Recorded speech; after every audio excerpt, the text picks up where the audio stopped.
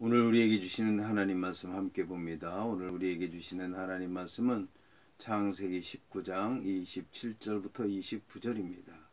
그러면 다 함께 읽습니다.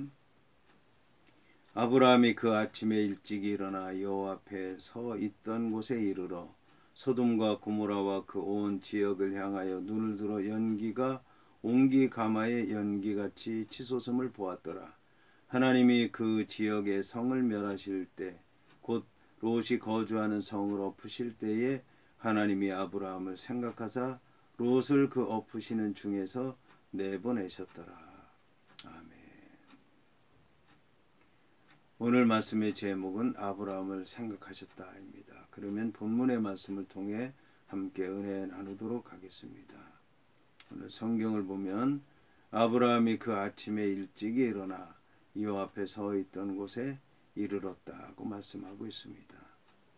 여기서 아브라함의 그 놀라운 믿음을 발견할 수가 있습니다.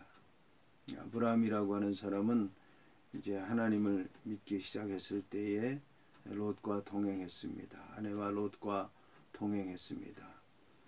롯이라고 하는 사람은 처음에는 아브라함의 뒤를 따랐습니다. 그런데 애굽을 갔다가 애굽에서 빠져나온 다음에 많은 재물을 얻어가지고 나와서 아브라함과 대립하게 됐고 목자들이 다투게 됐고 이제 같이 있을 수 없게 되어서 이제 아브라함 곁을 떠나게 됐습니다. 그런데 롯이라고 하는 사람이 아브라함을 떠날 때 롯이라고 하는 사람은 선택에 있어서 주도권을 잡았습니다. 아브라함보다 높은 위치에 있다고 생각을 했던 것 같습니다.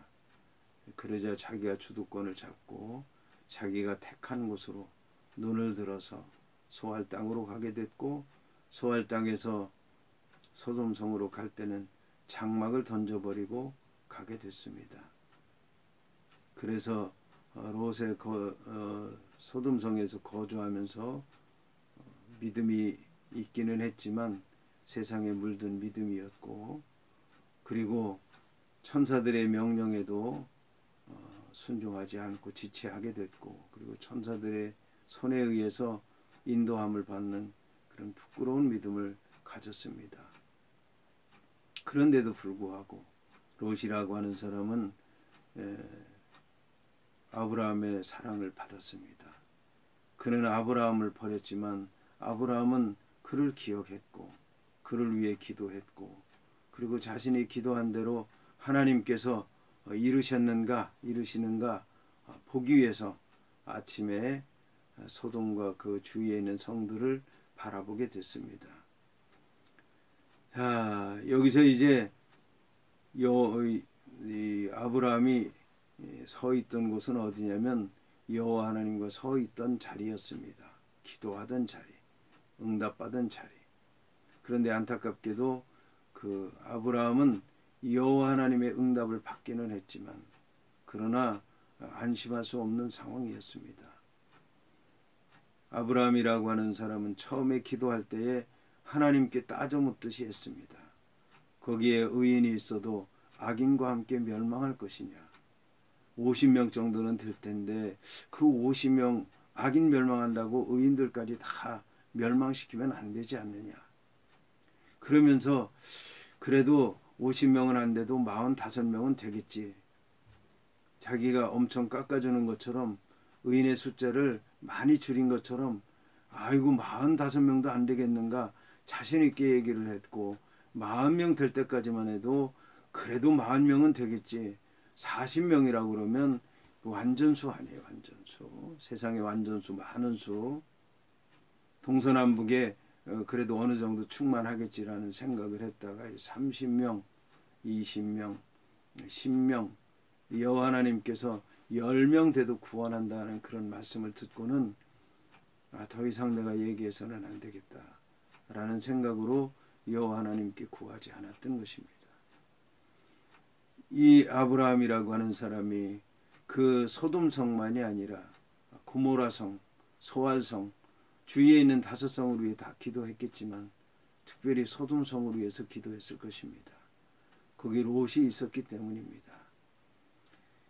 자, 오늘 성경을 보면 이 아브라함을 생각하셔서 롯을 그 엎으시는 중에서 내보내셨다라고 이제 말씀하고 있는데, 생각하고 있다는 얘기는 기억하고 있다는 얘기고, 잊지 않고 그 말씀대로 꼭 이루시겠다고 하는 것을 말씀하는 것입니다. 그래서 하나님께서 그렇게 했는데, 롯이라고 하는 사람, 이 아브라함을 생각하셔서 그렇게 했다고 말씀하고 있는 것입니다. 이 하나님께서는 아브라함만 생각해서 그런 것이 아니라 그 롯이라고 하는 사람이 지체할 때도 멸망하는데 그냥 내버려 두지 않고 인자하심을 더해서 그 롯을 구원했던 것을 볼 수가 있습니다. 롯이라고 하는 사람은 그래서 결국 구원을 받기는 했지만 부끄러운 구원을 받을 수밖에 없었습니다. 넘치는 은혜를 받았지만 믿음이 따라주지 못하니까 부끄러운 구원을 받게 된 것입니다. 두 딸은 나중에 이제 부끄러운 일을 행해서 자식을 보존하게 된 것입니다. 그리고 그 아내는 소금 기둥이 됐는데, 소금 기둥이 됐다는 얘기는 롯의 아내가 여호와 하나님을 잘 믿었고 은혜를 사모해서 풍성한 복을 받았다는 것을 얘기하는 것입니다. 하지만 그 문제는 복을 받는 것에 그의 신앙의 목표가 집중됐다라고 하는 것을 얘기하는 것입니다. 복을 받는 게 중요한 것이 아니라 복을 유지하는 게 더 중요합니다. 그리고 복을 유지하는 것보다는 복을 물려주는 것, 나누는 것, 활용하는 것이 더 중요한데 그것을 하지 못했던 것입니다. 따라서 이 롯의 아내는 그를 통해서 하나님 앞에 영광 돌리지도 못하고 세상을 복음화시키지도 못하고 가족의 구원을 위해서 활용하지도 못했다라고 하는 것입니다. 소금 자체입니다. 은혜 자체, 복받은 것 자체. 성경에서는 이런 사람의 믿음에 대해서 너희는 세상의 소금이다. 그 소금이 맛을 잃으면 밖에 버리워 사람들에게 밟힐 뿐이다 라고 이제 말씀하고 있는데, 바로 이런 믿음의 소유자가 바로 롯의 아내라고 얘기할 수가 있습니다.